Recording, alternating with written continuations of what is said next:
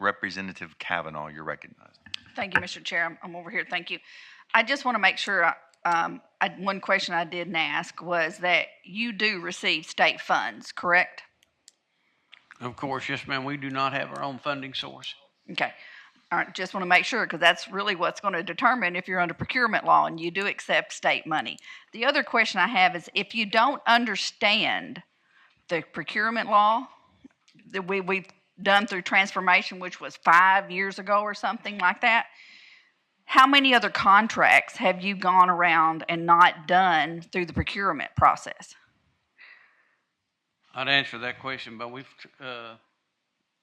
usually get advice and counsel on determination of procurement law, because they bring us RFQs or contracts, and then the board either takes it up or approves it or not. I guess in this particular case, it was just unusual, and we did not follow the proper procurement law. Was it unusual in the fact that you didn't want to follow procurement law? Because it's very obvious that you knew what procurement law was, because you just answered it that you knew what to do on the other contracts. No, ma'am, that's not exactly the case. The case was hiring an attorney. I had never been involved in a contract of procurement law to hire representation for the board.